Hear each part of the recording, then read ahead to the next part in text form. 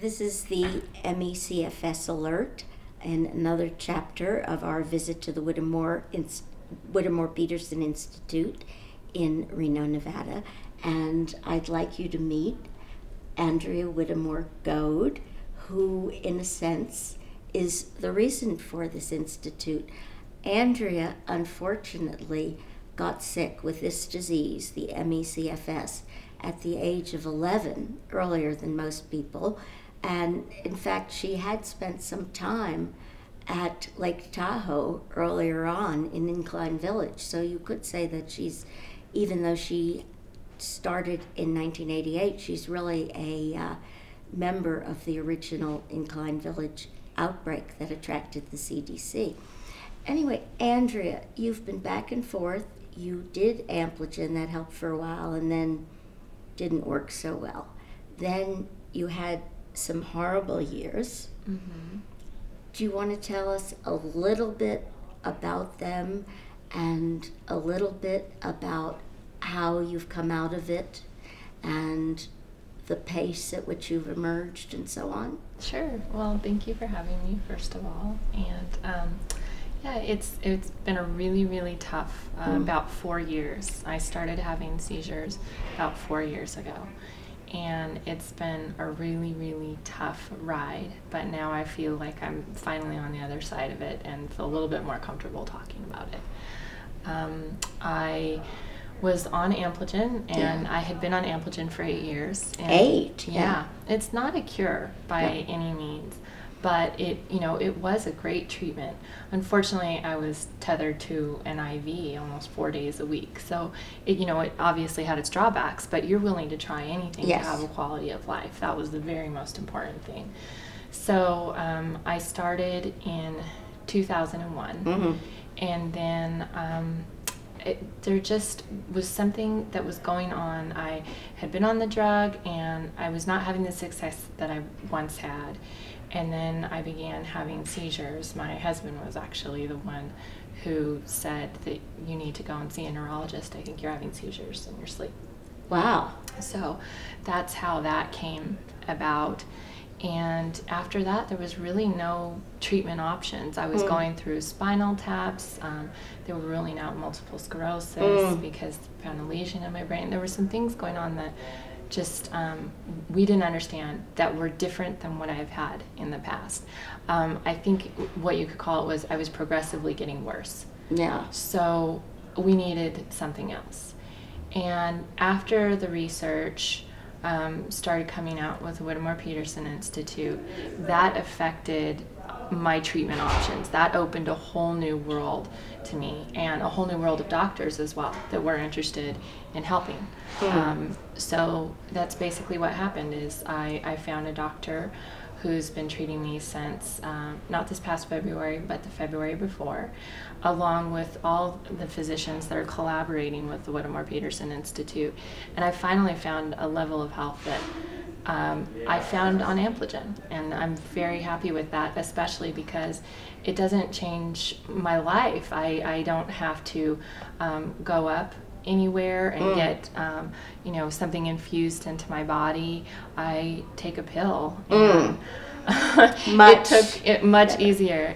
It took a long time, though. I mean, it took a long time to work, and I didn't want to say anything until I was sure, because I do feel that there is this focus on the Whittemore-Peterson Institute, and I don't want to give false hope, but I certainly don't want to be the one not to say anything. But it was timing. I needed to wait until I felt it was the right time. Right. So basically, that was about 18 months ago that you started with this, and you're back. You're able to work.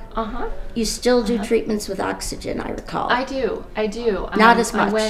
I went from using the oxygen from about 8 to 10 hours a day to about 1 to 2 hours a day, and my seizures went down by 80%. and I can walk again. I was in a wheelchair. I mean, Oh, no. there were many things going on that were very hard. My whole life changed. I had to have someone in my home 24/7. You know, it was, yeah. Oh, that's terrible. Yeah. And so your education has kind of been chopped up. It always has. Did you get the GED or whatever? Well, no, I graduated with a special degree. Oh, so you graduated from high school. I did. I graduated early. Good. And they helped me so that I could go into community college, where I was only taking a couple classes. Yeah. A semester, and that sort of thing, and that worked out for a while. While you were on the Ampligen? Yes, yeah. While I was on the Ampligen. But unfortunately, I still did not feel well enough to go to school. I've never been able, I haven't gotten my degree, but it's something that, might be a possibility now. Yeah. So I did, I learned yoga. That was one of the things that I learned that helped me along with Ampligen, along with integrative medicine, along with these other things that I learned that I could do for myself, along with Ampligen that would help my health.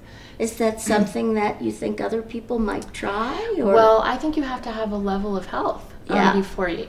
I think so often doctors are very confused, especially integrative medicine doctors, where they say all you need is exercise and to talk about it, and vitamins, and you'll be fine. And those are great things, but you have to be at a level of health to even start those things.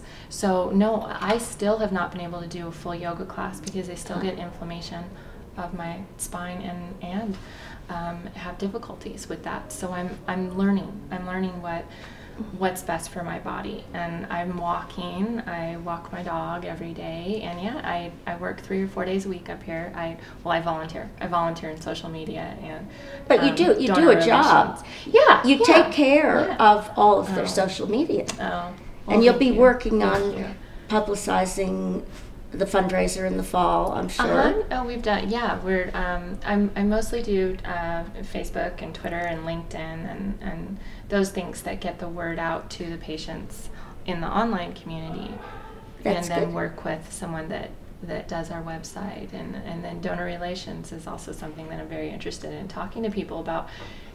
It's never about donating to the institute or the building. It's about donating to the people, and that story needs to be told. To the people who are suffering. Yeah, that story needs to be told. People need to hear how this is affecting people around the world. And that's one thing that advocacy has brought to my life. In 2009, when I started feeling a little bit better, meaning that I could sit up in bed and I could type on an iPhone or type on an iPad, I started a group called Causes, and I started some other groups it was called Cure for Me, actually, but it's through Causes, and that's through Facebook application. But it was about getting these groups together, and now we have another group called ANIDA, which is Advocates for Neuroimmune Disease Awareness. And it's just a way to get all these patients who are bedridden to still feel like they can participate. Well, I'm so glad you're back among the living, really, and Thank you. I hope you'll be Thank you. able one of these days to get back on a plane and come visit New York and Washington. Yes, I'm really hoping to do that soon. And you're doing great work for WPI. Oh, thank you. Thank you so much. Thank you.